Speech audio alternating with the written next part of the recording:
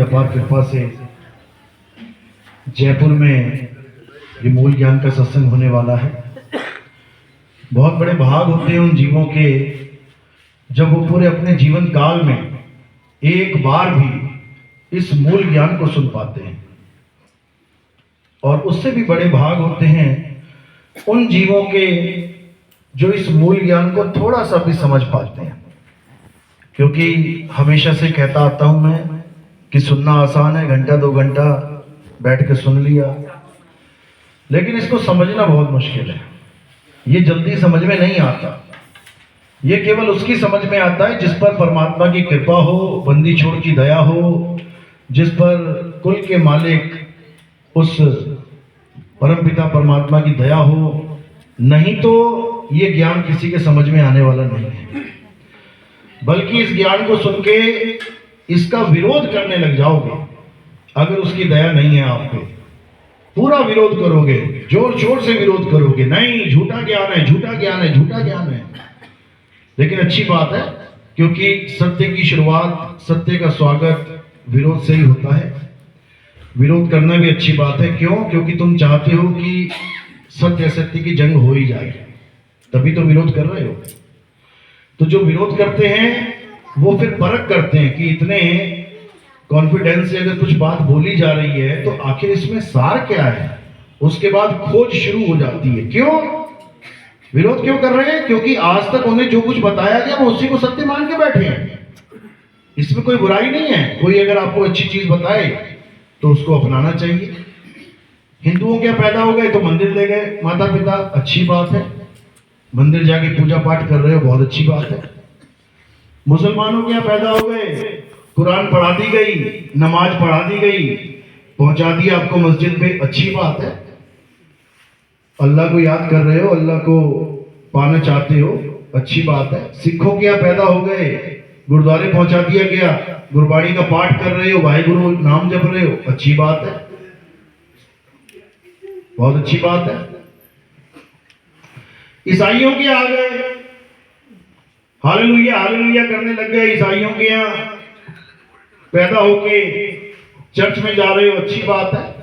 भगवान का नाम ले रहे हो, ईसा मसीह का नाम ले रहे हो, गॉड का नाम ले रहे हो, अल्लाह का नाम, वाहिगुरु का नाम, अच्छी बात है कि कहीं ना कहीं जुड़े हो, इसमें कोई बुराई नहीं है। लेकिन जो ज्ञान तुम्हें दिया गया है मंदिर में, मस्जिद में, गुरुद्वारे में, चर्च में, उस ज्ञान को परख लो। बस दिया गया है, अच्छी बात है, लेकिन उस ज्ञान को परखो कि उस ज्ञान से मेरा कल्याण होगा कि नहीं होगा। बचपन में जब हम गए थे स्कूल में, आंगनबाड़ी में, तो वहां प्लास्टिक के सेब, प्लास्टिक के संतरे, क्ले मिट्टी के केले, क्ले मिट्टी के अंगूर दिखा दिखा के बच्चों को पढ़ाया जाता था। बच्चों ये क्या है? और बच्चे कहते थे ये केला है, ये अंगूर है, ये आम है। वो बच्चे थे, वो देख रहे थे कि हाँ ऐसे ही केला होता है, ऐसे ही आम होता है। लेकिन अगर आज क्ले मिट्टी का आम आपको पकड़ा दिया जाए हाथ में और आपसे पूछा जाए ये क्या है, तो तुम क्या उसको आम बोलोगे? तुम क्या बोलोगे उसको? मिट्टी बोलोगे। मिट्टी का आम है, नकली आम है, असली नहीं है। असली आम कहां मिलेगा?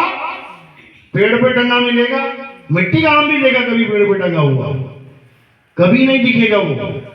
तो बड़े होके परख हो जाती है। इसका मतलब ये नहीं कि तुम टीचर से जाके लड़ने लग जाओ। तुम मुझे बचपन में मिट्टी का आम दिखा दिखा के कहते रहे ये आम है, बड़े पापी जी हो तुम, तो ऐसा नहीं किया।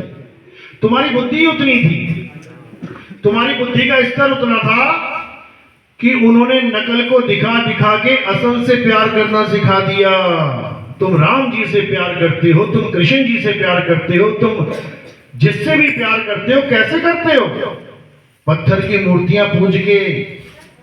तुम्हें पुजवाया क्या जा रहा है? पत्थर की मूर्ति। और प्यार किससे करवाया जा रहा है? उस राम से जो पत्थर नहीं थे। राम जी पत्थर के थे क्या? कृष्ण जी पत्थर के थे क्या? लेकिन तुम्हारी बुद्धि का स्तर नहीं है, तुम्हारी बुद्धि का लेवल नहीं है कि तुम राम और कृष्ण जी को समझ पाओ। इसलिए क्या कर दिया गया? पत्थर का राम, पत्थर का श्याम बना के पुजवा दिया गया। अच्छी बात, लेकिन कहां तक अच्छी बात है? बस आपने ये जानना है कि ये ज्ञान अच्छा है, एलकेजी यूकेजी अच्छा है, लेकिन कहां तक? सारी उम्र एलकेजी यूकेजी में रहोगे तो डॉक्टर बन जाओगे क्या? नहीं बन पाओगे। तो कहां तक ज्ञान वो सही है और आगे का ज्ञान क्या है, इसको समझना पड़ेगा।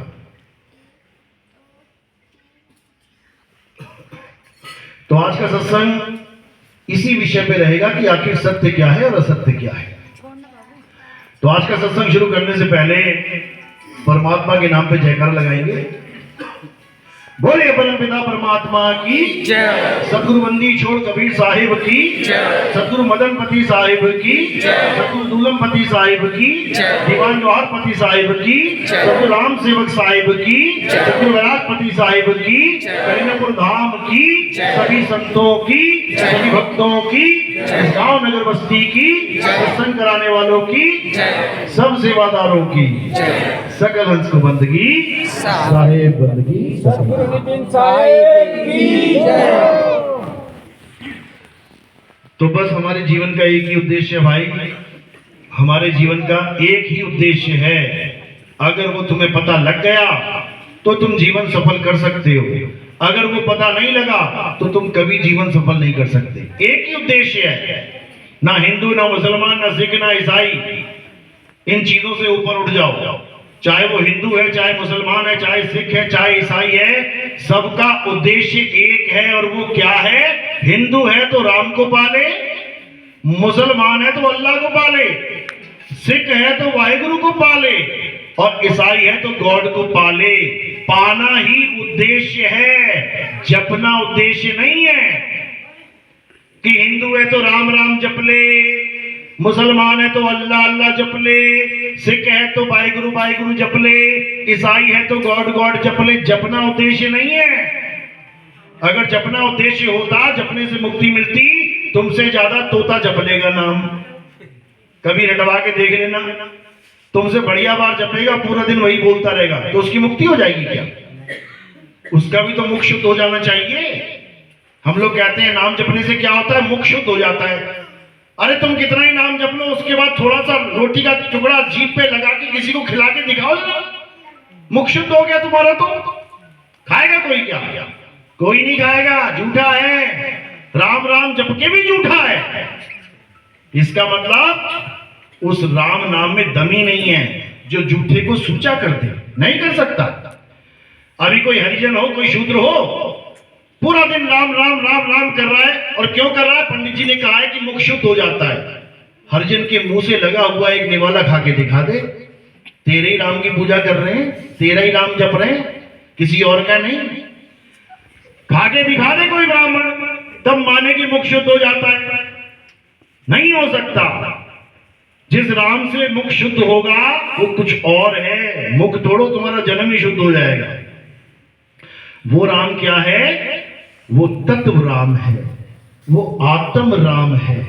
वो ये 52 अक्षरी राम नहीं है कि हिंदी का राम पंजाबी का राम अलग अलग लेके बैठ गए।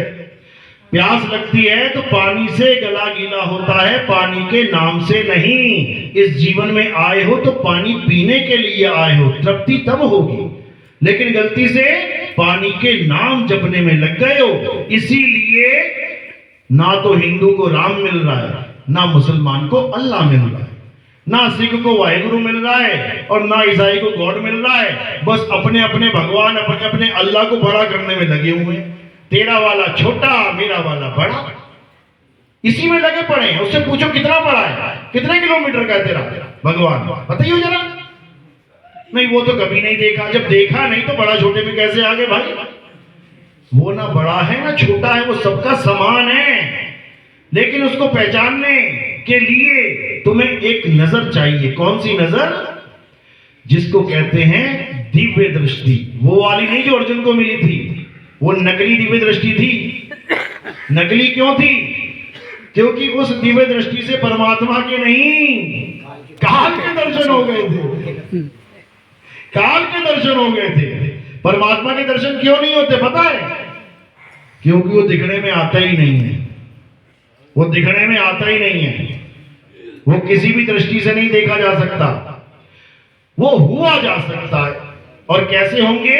जब सूरत के द्वारा उसमें समा जाएंगे, जब सूरत परमात्मा में समा जाएगी तो तुम वो हो जाओगे जिसको तुम ढूंढ रहे हो। दिखाई नहीं देगा कि तुम्हारे सामने परमात्मा आगे खड़ा हो जाए। अगर परमात्मा को सामने ही खड़ा होना होता, अब तक जन्मों जन्म बीत गए, बीच में आगे खड़ा हो जाता ना। हो जा खड़ा बीच में आके, सबको दर्शन दे दे, सबकी मुक्ति हो जाए। ऐसा कोई परमात्मा नहीं है भाई जो सामने बीच में आके खड़ा हो जाए। खड़ा कौन होगा बीच में आके? शरीर। तो शरीर परमात्मा है क्या? नहीं है। शरीर को परमात्मा मत मान ले। कई लोग कहते हैं कबीर साहब बीच में खड़े हो गए, वो परमात्मा है। कौन से वाले? दाढ़ी मूछ वाले परमात्मा। पता, परमात्मा की भी दाढ़ी मूछ होती है, फिर कभी काली हो जाती है, कभी सफेद हो जाती है। यानी परमात्मा भी जवान और बूढ़ा हो जाता है। फिर थोड़े दिन में चार आत्मा उसके परमात्मा को लाद के लेके जा रहे होंगे, परमात्मा मर भी गए। अच्छा, जवान से बूढ़ा हो सकता है, वो बूढ़े से मर भी सकता है। और बोल भी रहे हैं कि वो अजर अमर अविनाशी है। अजर मतलब जो कभी बूढ़ा ना हो।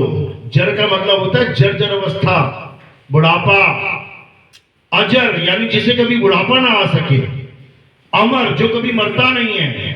अजन्मा जो कभी पैदा नहीं होता। वो बच्चा बूढ़ा जवान हो ही नहीं सकता। क्यों? क्योंकि वो कभी पैदा ही नहीं होता। और जो पैदा हो जाए वो परमात्मा हो ही नहीं सकता। वो परमात्मा हो ही नहीं सकता। तो उसी परमात्मा को जानना है जिसका केवल एक ही अवतार है। आदि अंत एको अवतारा, सोई गुरु समझो हमारा। जो हमारा वाहे गुरु है वो एक ही है, और आदि अंत एक ही अवतारा है। वो एक ही अवतार, लेकिन उसको जानना पड़ेगा, उसको समझना पड़ेगा। कब समझ सकते हो? जब तुम्हारे जीवन में कोई भेदी गुरु आ जाए। मंत्र जपाने वाला नहीं कि राधे राधे जप लो 8 करोड़ बार तुम्हें आत्मज्ञान हो जाएगा। ये बिल्कुल वैसे ही है जैसे 8 करोड़ बार पानी पानी जप लो और तुम्हारा गला गीला हो जाएगा। हो जाएगा क्या? कभी नहीं हो सकता। इसलिए कबीर साहब ने बार बार नाम का खंडन भी किया है और नाम की महिमा भी गाई है। लेकिन कौन से नाम का खंडन किया है, कौन से नाम की महिमा गाई है, ये किसी के समझ में नहीं आ रहा। कबीर साहब ने उन नामों का खंडन किया है जो इंसानों ने अपनी भाषा के अक्षरों के द्वारा अपने मन से बनाए हैं, उनका खंडन कर दिया है। और उस नाम को जिसको कोई बना ही नहीं सकता, आद सच जुगाद सच है भी सच, नानक होसी भी सच। ये उस नाम की महिमा है। और इस नाम को क्या कहते हैं? सतनाम। ये 4 अक्षर वाला मत समझ लेना कि इसको जपना है। ये उसका गुण है। क्या? कि वो सत्य है। सत्य को ना तो कभी कोई पैदा कर सकता है, ना ही सत्य को कोई मिटा सकता है। तो सतनाम क्या है? मूल मंत्र देखो क्या कह रहे हैं, एक को सतनाम, यानी केवल एक। कौन? सतनाम। कौन है वो? मंत्र है क्या? बिल्कुल नहीं। आगे कह रहे हैं सतनाम कर्ता पुरुष। पुरुष क्या होता है? एक हस्ती होती है, पुरुष कहते हैं जिसको, परमात्मा कहते हैं। यानी सतनाम मंत्र नहीं है, सतनाम ही पुरुष है।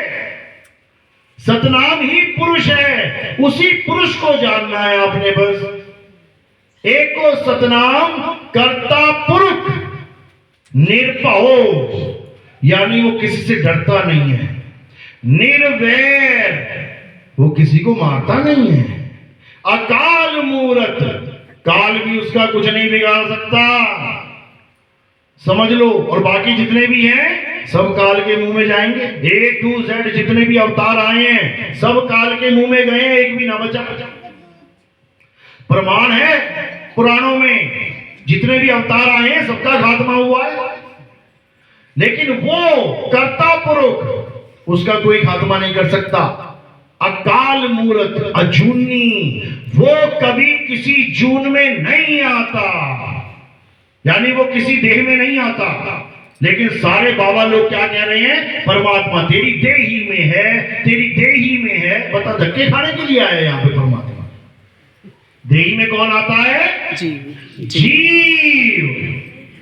देह एक बंधन है, ये 5 तत्व का पिंजड़ा है, 5 25 3 का पिंजड़ा, वाह में तुमको राखे हो, तुमको बिसर गई सुध घर की, महिमा अपनी भाखे हो। 5 25 3 का पिंजड़ा, ये पिंजड़ा है। इस पिंजड़े में परमात्मा नहीं रहता। पिंजड़े में कौन रहता है? जीव। बंधन में परमात्मा नहीं रहता, बंधन में कौन रहता है? जीव। तभी कह रहे हैं बहु बंधन में बांधया एक बिचारा जीव, और केवल छूटे अपने जो न छुड़ाए पीव। यानी अपने बल से कैसे छूटेगा? जो लोग कहते हैं अपने बल से ही छूट जाएगा, एक भैंस तो छूट ना पा रही है, बंधी हुई है बेचारी सुबह से शाम तक। एक हाथी नहीं छूट पा रहा है, शेर नहीं छूट पा रहा है, सबको बांध दिया इंसान ने। तो ये जीव को कौन छुड़ाएगा? इसको परमात्मा छुड़ाएगा। केवल छूटे आपने जो ना छुड़ाए पीव। अब जीव और पीव दो हो गए यहां पे।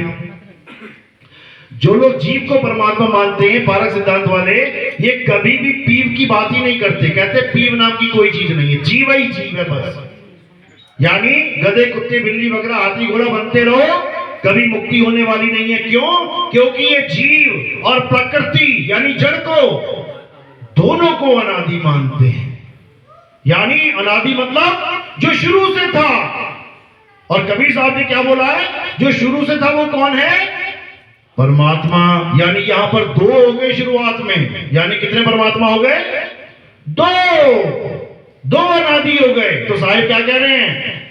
अरे भाई रे, दो जगदीश कहां से आया और कहो कौन बौराया। ये इन्हीं लोग के लिए बोल रहे हैं, इन्हीं को कह रहे हैं काहे बौरा गए तुम लोग। क्योंकि ये जड़ चेतन दोनों सत्ता को सत्य मान बैठे हैं, जबकि जड़ क्या है? माया है, प्रकृति है। जड़ एक सपना है, ये स्वप्न है। कह रहे सूरज को कौन बना सकता है, धरती को कौन बना सकता है? ये पहले से ही था। बताओ, तुम्हारे सपने में भी आता है, महल तुम्हारे सपने में भी आता है, जंगल तुम्हारे सपने में भी आता है, समुंदर वो किसने बनाया? जाओ खोज के आओ, वो भी पहले से ही था। अरे ये जड़ और सरगुण निर्गुण ये दोनों कल्पना है। जड़ यानी स्थूल और सपना यानी सूक्ष्म, ये कल्पना है। तुम इसको कैसे सत्य मान बैठे? तुम इसको कैसे अनादि मान बैठे?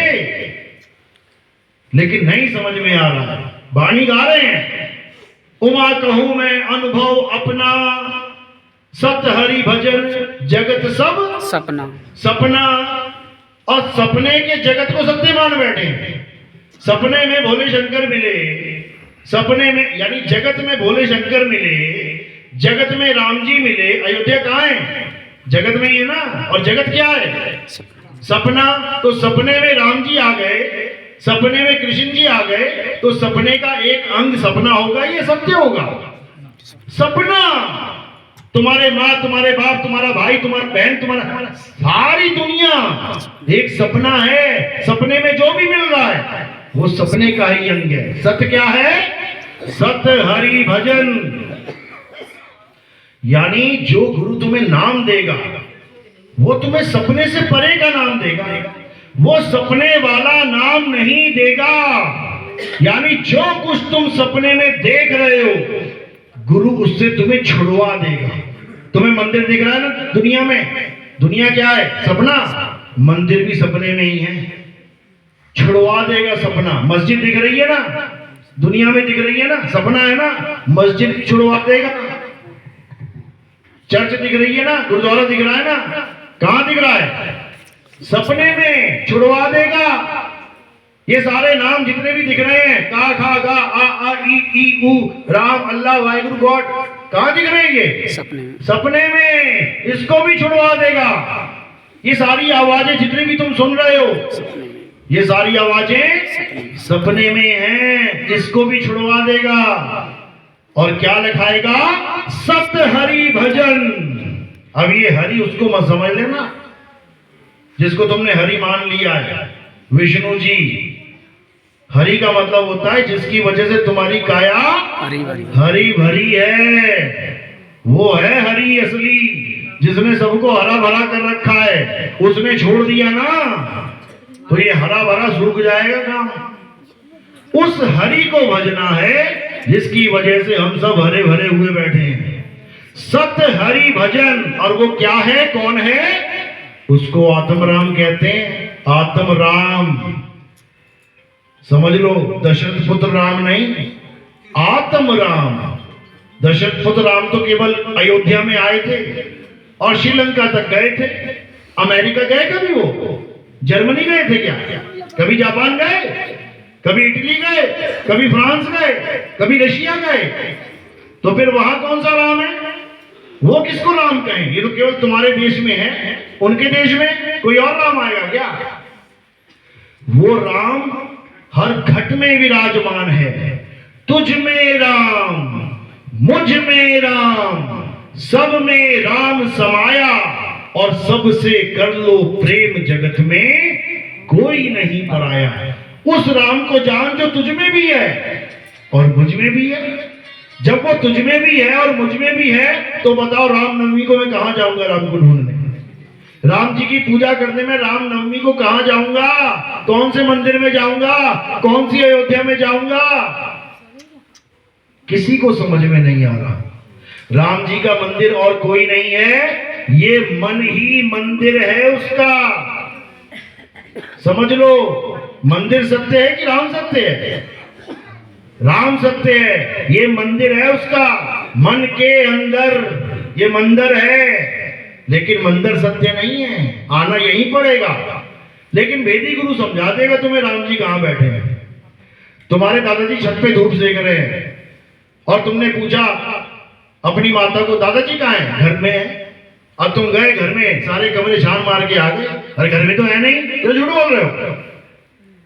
तो वो है तो घर में, लेकिन घर से परे हैं। वो परे हैं। उसका भेद भेदी गुरु बताता है कि घट में होते हुए भी घट से न्यारा कैसे है। यानी तुम्हारे पास होता हुआ भी तुमसे दूर कैसे है। साहिब का घर दूर है, जैसे पेड़ खजूर, और ज्ञानी जन के पास में, अज्ञानी से दूर। ज्ञानी के तो बिल्कुल पास में है भाई, लेकिन अज्ञानी से बहुत दूर है।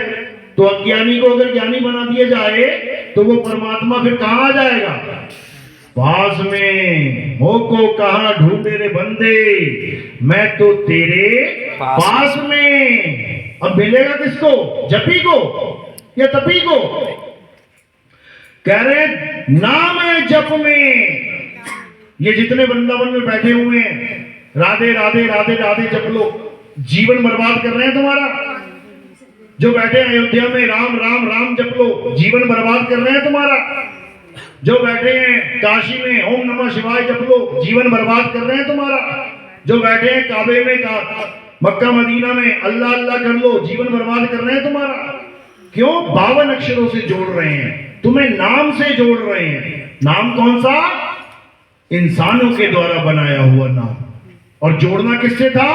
सतनाम से जोड़ना था। तुम्हें तुम्हारी आत्मा से जोड़ना था। इसीलिए गीता में समझाया गया, हे अर्जुन, अध्याय 3 17वां श्लोक पढ़ लेना। अगर भगवान ने आंखें दी हैं तो देख लेना, और बुद्धि दी है तो लगा लेना। क्या कह रहे हैं? हे अर्जुन, जो अपनी आत्मा में रमण करते हैं, जो अपनी आत्मा में तृप्त हैं, जो अपनी आत्मा में संतुष्ट हैं, उनके लिए कोई धार्मिक कर्म कर्तव्य लागू ही नहीं होता। लगा के दिखाओ तो। जब कोई धार्मिक कर्म कर्तव्य उस इंसान पे लागू ही नहीं होता जो आत्मज्ञान को प्राप्त करता है, तो कौन सी पूजा, कौन सा पाठ, कौन सा राम राम, कौन सी राधे राधे, कौन सा अल्लाहू अकबर, कौन सा वाहिगुरु वाहिगुरु, ये सारे नाम, ये सारे मंत्र उसे नहीं चाहिए। क्योंकि उसने उस तत्व को प्राप्त कर लिया है जिस तत्व को परम तत्व कहते हैं। और ये परम तत्व कैसे मिलेगा? अध्याय 4 34वां श्लोक पढ़ लेना, आंखें दी हैं तो खोल खोल के। क्या कह रहे हैं? हे अर्जुन, जो ज्ञान तुम्हें मैं समझा रहा हूं, जो सत्य की बात मैं तुम्हें बता रहा हूं, उस सत्य को जानने के लिए, यानी उस तत्व को जानने के लिए तुम ऐसे तत्वदर्शी संत की शरण में जाओ जिसने उस परम तत्व को जान लिया है। जिसने उसको जाना है वही तुम्हें जनवा सकता है। और तुम अगर जपी के पास पहुंच गए, राम राम जपने, राधे राधे जपने, तो तुम कभी उस तत्व को प्राप्त नहीं कर पाओगे। हे अर्जुन, जो उस परम तत्व को प्राप्त नहीं कर पाता वो नाना प्रकार की योनियों में भ्रमण करता है। कुत्ता, बिल्ली, हाथी, घोड़ा, बकरा, पता नहीं क्या क्या बनना पड़ेगा। और ये मत सोचना किसने देखा, अभी निकल के जाओ, बाहर दिखने लग जाएंगे तुम्हें। अभी तुम्हें 2 4 5 गली में कुत्ते दिख जाएंगे, उनसे पूछना भैया तू कुत्ता क्यों बन गया? मैं तो आदमी बना हुआ था। तू काहे कुत्ता बन गया? बना नहीं है, बना दिया गया है। तुम बने नहीं हो इंसान, बना दिए गए हो। कौन बनाता है पता है? कौन बनाता है? ये 184 कौन दे रहा है? परमात्मा दे रहा है।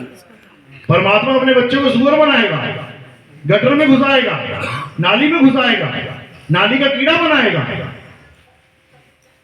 शर्म आनी चाहिए उन लोगों को जो ये कहते हैं कि परमात्मा 184 बनाता है। अरे परमात्मा 184 से छुड़वाता है। ये 184 कौन बनाता है? ये काल भगवान बनाता है। ये मन और माया का खेल है। इस 184 से बचना है तो परमात्मा की शरण में जाओ, वही इस बंदी को छुड़वा सकता है। इसलिए उसका नाम बंदी छोड़ है। बंदी छोड़ समझ लो। बंदी का मतलब होता है जो बंधन में है। अब कोई बांधेगा तभी तो बंधन में है, या बिना बांधे ही बंधन में आ गया? तो कौन बंधन में है? जीव। और बंधन में उसको डालता कौन है? ये मन और माया। इसी को ब्रह्म और माया कह देते हैं। इसी को निराकार ब्रह्म और निराकार माया कह देते हैं। इसी को ज्योत निरंजन और महामाया कह देते हैं। इन्हीं का राज है इस 3 लोक में। तो कबीर साहब समझा रहे हैं 184 भुगत के अब पौपे अटके आए, अब की पासा ना पड़ा तो फिर 84 जाए। यानी एक बार तो 84 भुगत ली है, एक बार क्या अनंतों बार भुगत ली है। जन्मों जन्म से यही काम चल रहा है। तो इससे बचने के लिए परमात्मा ने दया करके ये मनुष्य जन्म दिया कि चलो इस बार चेत ले। साहिब कबीर बकस जब लीना, सुर नर मुनि सब गुदड़ी लीना। ये गुदड़ी जो है ना तुम्हारे पास, ये परमात्मा की कृपा से होता है। 184 जून सवाई, ये किसी और का काम है। मानस को प्रभटी बड़े आई, ये किसी और का काम है। इस पौड़ी ते जो नर चूके, आए जाए दुख पाए। ये परमात्मा का काम है। तुम्हें इंसान जन्म दे दिया गया है। अब तुम्हारा क्या फर्ज बनता है कि तुम उसके असली नाम को जान लो। कहते ना एक तू सच्चा, ये तो सबको पता है। तेरा नाम सच्चा ये ढूंढना है, क्योंकि तेरा नाम सच्चा के साथ तेरा नाम कच्चा वाला भी मार्केट में चल रहा है। एक सच्चा है और एक कच्चा है। एक असली हीरा है, वो सच्चा है, पक्का है, घर की चोट सह लेगा। और एक नकली हीरा है, वो 2 मिनट लगेंगे उसको, चूरा चूरा हो जाएगा। तो पक्का नाम और कच्चा नाम, इसको समझना पड़ेगा। सिखों में कहते हैं ना ये पक्की वाणी है, ये कच्ची वाणी है। वो इस भेद को नहीं जानते कि कच्ची वाणी पक्की वाणी कहते किसे हैं। वो ये समझते हैं कि जो गुरु ग्रंथ साहब में वाणी दर्ज है वो है पक्की वाणी, और जो गुरु ग्रंथ साहब में नहीं है वो है कच्ची वाणी। जबकि ऐसा नहीं है, ऐसा बिल्कुल नहीं है। कबीर साहब के मान के चलो 5 लाख श्लोकों में से 5 लाख भी कम बोल दिए होंगे मैंने, इतने श्लोक बोले उन्होंने, इतने दोहे बोले, उनमें से मात्र 500 उठा लिए गए। कितनी वाणी है गुरु ग्रंथ साहब में? 500 श्लोक उनके डाल दिए गए। अब तो क्या 500 जो डालेंगे 5 लाख में से वो पक्के हो गए और बाकी के वो कच्चे हो गए? ऐसा नहीं है भाई। नामदेव जी की इतनी वाणियां, उसमें से चंद वाणी उठा के गुरु ग्रंथ साहब में डाल दी गई, तो वो वाणी पक्की हो गई और बाकी जो नामदेव जी ने बोली है वो कच्ची हो गई। ऐसा नहीं है भाई, ऐसा बिल्कुल नहीं है। कच्ची वाणी और पक्की वाणी को समझ लो। कच्ची वाणी टूट जाती है और पक्की वाणी अखंड है। कबीर साहब समझा रहे हैं, अखंड साहिब का नाम और सब खंड है। खंड मेर सुमेर, खंड ब्रह्मंड है। कबीर साहब समझा रहे हैं कि पक्की वाणी क्या है? केवल परमात्मा का सच्चा नाम पक्की वाणी है, और बाकी ये 52 अक्षरों के द्वारा लिखी जाने वाली वाणी कच्ची वाणी है। इन 52 अक्षरों के द्वारा सारे ग्रंथ भर डाले, कच्ची वाणी है। अंग नंबर 340 पे गुरु ग्रंथ साहब में क्या लिखा है? 52 अक्षर लोक त्रय, सब कुछ इन्हीं माही, ये अक्षर खिल जाएंगे। अगर पक्की वाणी तो कैसे खिल जाएंगे? अगर ये पक्की वाणी है तो कैसे खिल जाएंगे?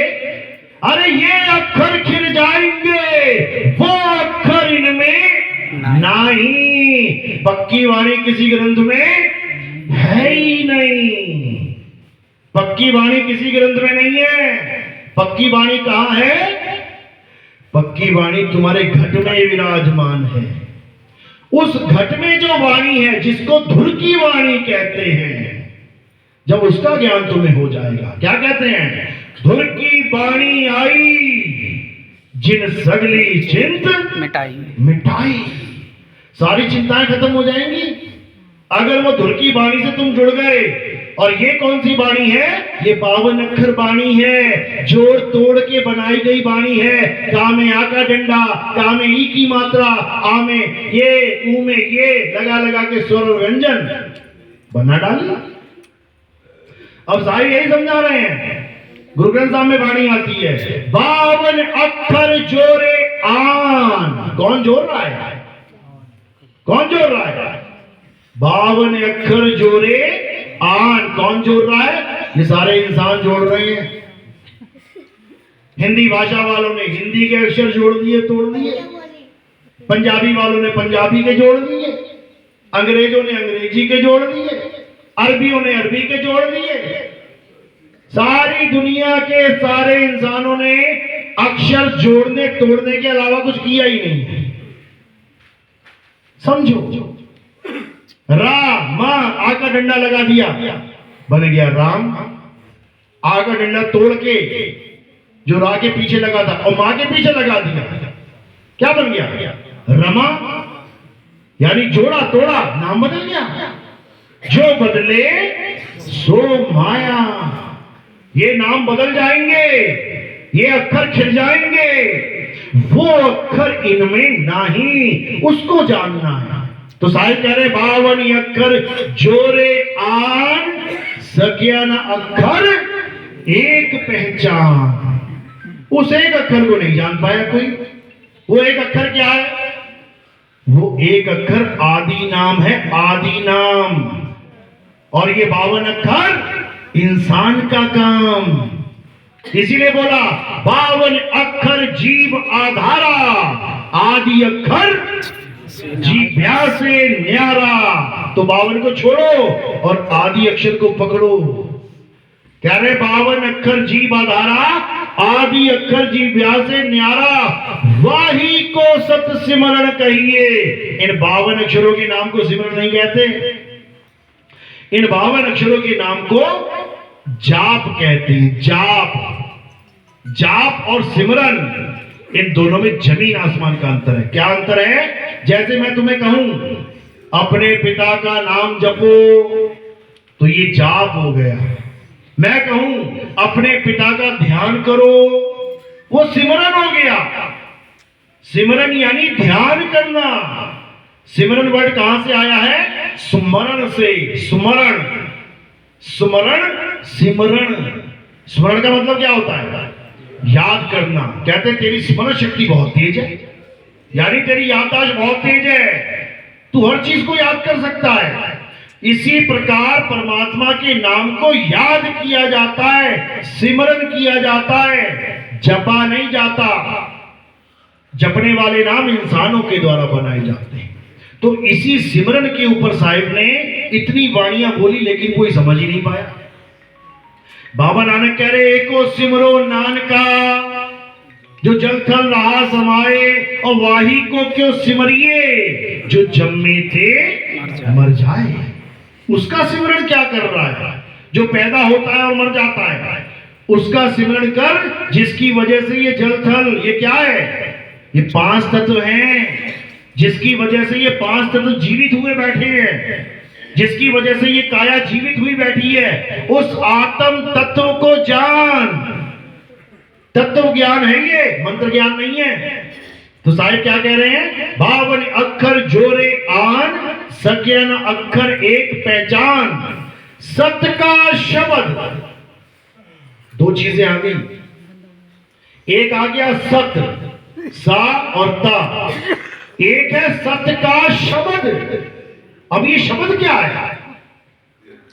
यानी सत्य का शब्द, यानी सच्चा कौन? शब्द। झूठा कौन? शब्द। कौन सा झूठा, कौन सा सच्चा? इन दोनों को जान लो।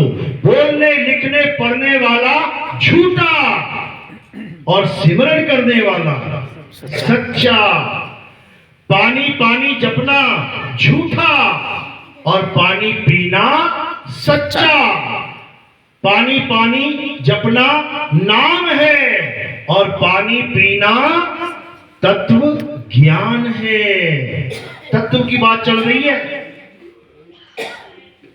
तो क्या कह रहे हैं? सत्य का शब्द कबीरा कहे, पंडित होए सो अनपढ़े रहे। पंडित जन को एवं व्यवहार, और ज्ञानवंत को तत्व विचार। यानी ज्ञानवंत कभी अक्षरों के चक्कर में नहीं पड़ेगा, 52 अक्षरों के चक्कर में, जोड़ने तोड़ने वाले अक्षरों में। ज्ञानवंत को तत्व विचार, यानी ज्ञानवंत अपने तत्व ज्ञान को धारण करेगा। इसी को भी गीता में बोला गया है। अर्जुन, 4 प्रकार के मेरे भगत हैं। पहला कौन है? जो दुनिया की चीजों के लिए, दुनियावी पदार्थों के लिए मेरी भक्ति करता है। हे कृष्ण जी मुझे नौकरी मिल जाए, हे कृष्ण जी मेरी शादी हो जाए, हे कृष्ण जी मेरा मकान बन जाए। है तो मेरा ही भगत, लेकिन बहुत लो लेवल भगत है। इसका कुछ नहीं होने वाला। ये संसार की इच्छा करता करता संसार में रह जाएगा। दूसरे नंबर का भगत होता है जो विपत्ति में मुझे याद करता है। कहीं पंगा हो गया, झगड़ा हो गया, लोग आ रहे हैं मारने, हे कृष्ण जी एक बार बचाए लो। चोरी करता पकड़ा गया, हे भगवान एक बार बचाए लो। है तो मेरा ही भगत, मुझे ही याद कर रहा है, लेकिन बहुत लो लेवल का भगत है, नहीं चाहिए। तीसरा भगत कौन है? जो मेरी लीलाओं को देख के, जो मेरे जितनी कथाएं हैं उनको सुन के आकर्षित हो जाता है, जिज्ञासु हो जाता है।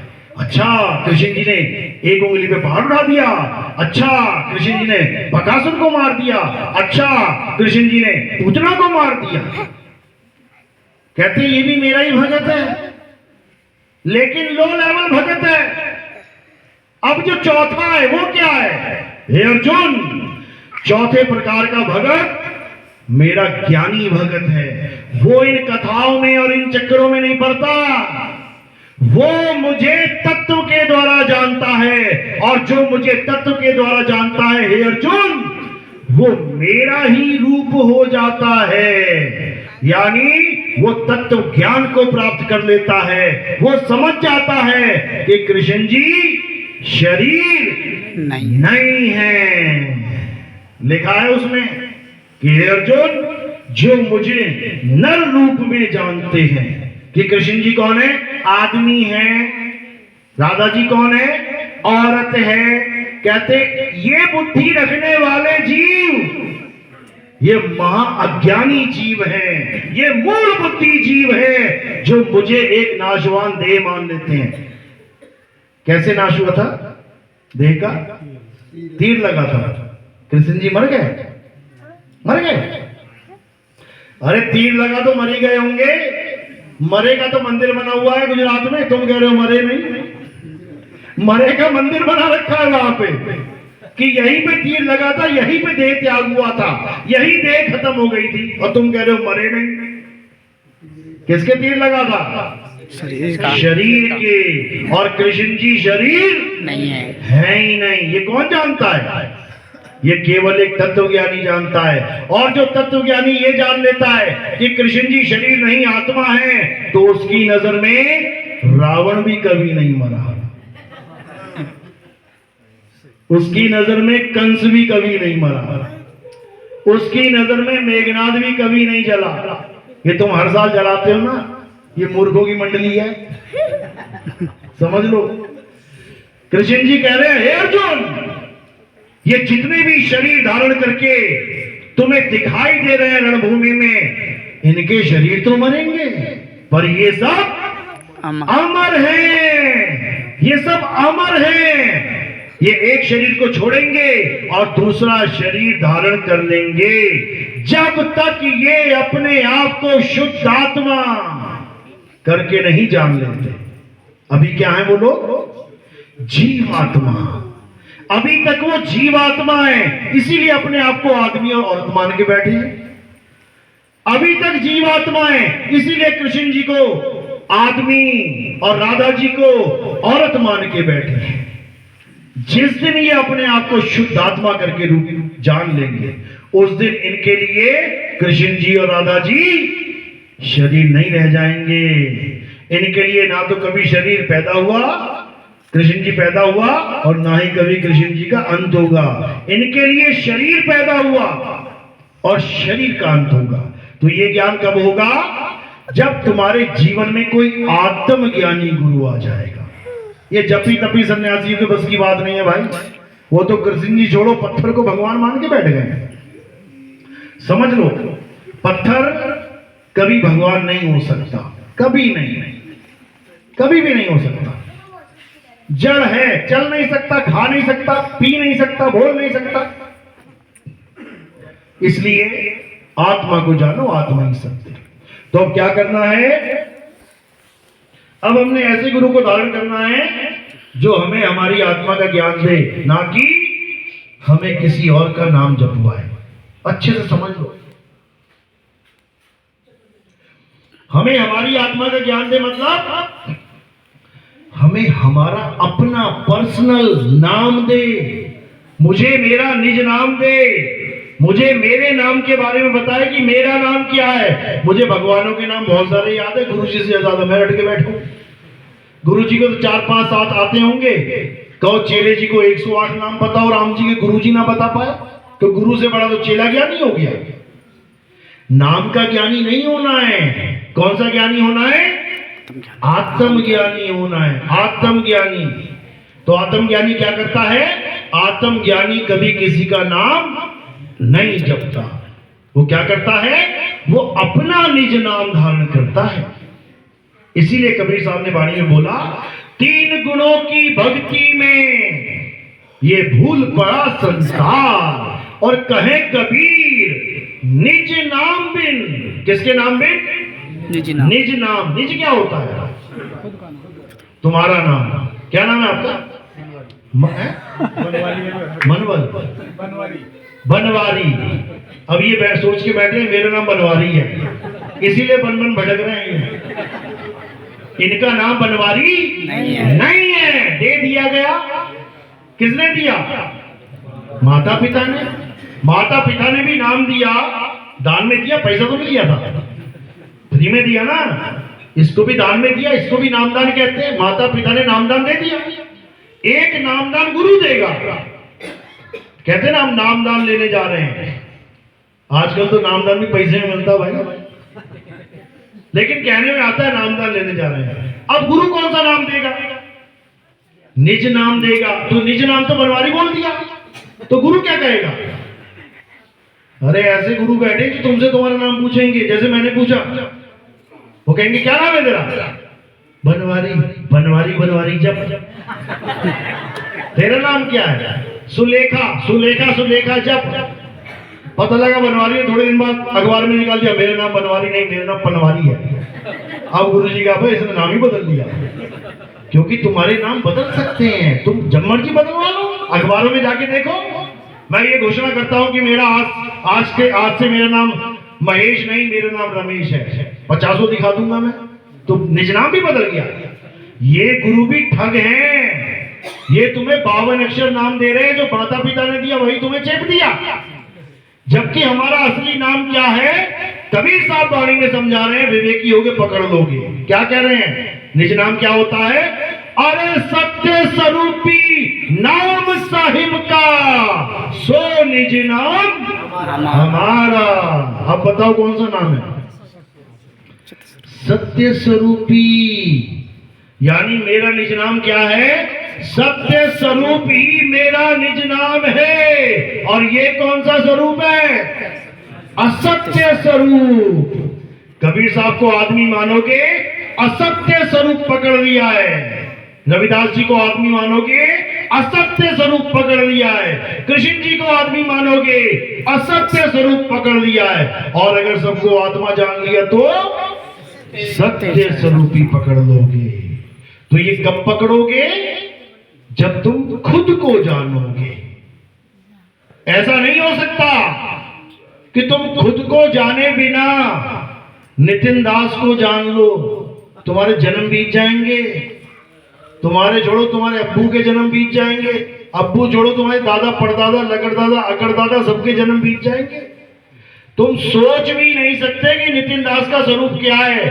नितिन दास का स्वरूप तुम तब जान पाओगे जब तुम अपना स्वरूप जान लोगे, तब तुम्हें समझ में आएगा जो सामने बैठा है वो कौन है। जो तू सो हम। मेरे गुरु ने मुझे मेरा स्वरूप बता दिया, और मेरे गुरु का भी स्वरूप वही है। तो ही मोही, मोही तो ही अंतर कैसा, ये तब समझ पाओगे। नहीं तो ये दाढ़ी देखते रह जाओगे, काली थी अब सफेद हो गई, समझ लेना।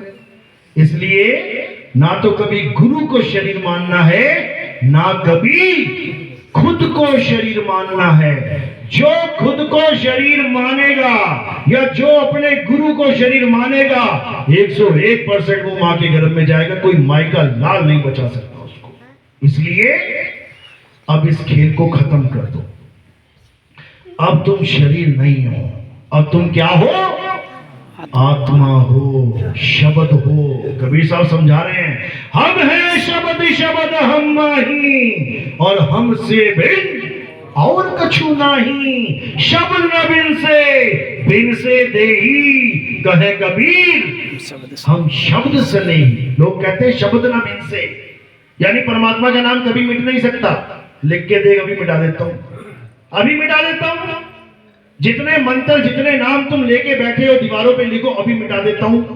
कबीर साहब इन शब्दों की बात नहीं कर रहे हैं, वो इन शब्दों की बात नहीं कर रहे हैं, वो मिटने और लिखने वाले शब्दों की बात नहीं कर रहे हैं। अंग नंबर 340 गुरु ग्रंथ साहब में क्या लिखा है? ओंकार आदि में जाना, लिखे और मिटे काहे ना माना। मैं उसको नहीं मानता जो लिखने और मेटने में आ जाए। मैं उसको जानता हूं जो आद सच, जुगाद सच, है भी सच, नानक होसी भी सच। इसके अलावा सब झूठ है, सब झूठ। तो जब तक अपने स्वरूप को नहीं जान लोगे, तब तक भूल जाओ कि तुम्हें निज नाम मिला है, तुम्हें मंत्र मिल गया है, मंत्र ज्ञान। और कबीर साहब क्या कह रहे हैं? तंत्र मंत्र सब झूठ है, इनमें ना उलझे कोई, सार शब्द जाने बिना गागा हंस ना होए। अब ऐसे भी गुरुजी बैठे हैं जो कान में सार शब्द टपका देंगे तुम्हारे। कहेंगे जरा बेटा तुम जाओगे, कान में कहेंगे फू, चलो जी हो गया सार शब्द। फू नहीं, ये थू है। ये थू है, ऐसे नाम पे थू है। इसको कनफुक्का गुरु कहते हैं। कबीर साहब कह रहे कनफुक्का गुरु हद का और बेहद का गुरु और जब बेहद का गुरु मिले तब लहे ठिकाना और तब मिलेगा वो गुरु, तब मिलेगा वो परमपिता परमात्मा, जब तुम्हें सार शब्द का भेदी गुरु मिल जाएगा। और जो लोग कहते हैं सार शब्द नाम की कोई चीज नहीं होती, अज्ञानी जीव है। कबीर साहब क्या समझा रहे हैं? सार शब्द कहीं बाची हो मानो एतबारा, अक्षर पुरुष एक पेड़ और निरंजन वाकी डाला। कह रहे अगर बचना चाहते हो काल जाल से तो सार शब्द को जान लो भाई। बिना सार शब्द के ये काल हारने वाला नहीं है। एक कुत्ते को नहीं हरा सकते तुम। लड़के देख लेना पिटबुल से, तुम्हारी नानी याद करवा देगी वो। लेकिन अगर तुम्हारे पास लठ है ना, खींच के मार देना एक बार सिर पे। ना टाउं टाउं करने लगा तो नाम बदल देना मेरा। कुत्ते को भी लठ चाहिए, तो वो तो काल है, मंत्रों से हार जाएगा क्या? तुम कुत्ते को मंत्रों से कंट्रोल नहीं कर सकते, तो वो तो काल है, किससे हारेगा? कहते हैं सार शब्द आए जही विधि हाथा, तेही विधि काल नवावे माथा। कुत्ते को कंट्रोल करने के लिए हाथ में लठ चाहिए और काल को कंट्रोल करने के लिए सार शब्द चाहिए। और जिसके पास सार शब्द नहीं है, फिर बेटा हिसाब लगा लो 3 बार भूख लगती है उसे। सुबह ब्रेकफास्ट में, दोपहर को लंच में और रात को डिनर में। फिर तुम्हारा बिरयानी बनने वाला है बस थोड़े दिनों में। इसलिए बचना चाहो काल जाल से तो चीनो शब्द हमारा, और कहे कबीर अमर कर राखू जो निज होए हमारा। अमर तो अभी भी हो, अभी मर जाओगे क्या? डेट ऑफ बर्थ याद है तुम लोग को? फॉर्म में लिखते हो date of birth, ration card में डेट ऑफ बर्थ लिखते हो, याद है? क्या है डेट ऑफ बर्थ? याद है ना? जिसको याद है ना तो पक्का मरोगे तुम लोग, पक्का मरोगे। जिसने अपनी डेट ऑफ बर्थ याद कर ली, हैप्पी बर्थडे मना रहा है, बेटा पक्का मरेगा, क्योंकि तुम्हारा हैप्पी बर्थडे कभी होता ही नहीं है। You are immortal. ये तुम्हें नहीं समझ में आएगा। ये तब समझ में आएगा जब तुम अपने आप को जान जाओगे, अपने आप को पहचान जाओगे, तब समझ में आएगा। तो क्या करना है? अब इन 52 अक्षरों को छोड़ दो और आत्मा से सूरत को जोड़ लो। गगन में हदिया लागी बड़ी भारी, अरे ब्रह्मा जल गए, विष्णु जल गए शिव त्रिपुरारी, राम भी जल गए, लक्ष्मण जल गए, अरे जल गए कृष्ण मुरारी। कहे कबीर सोई जन बच गए, जिन शब्द में सूरत संभारी। गगन में अगिया लागी बड़ी भारी। बोले परमपिता परमात्मा की सदा ही जय हो। साहिब बंदगी सतनाम।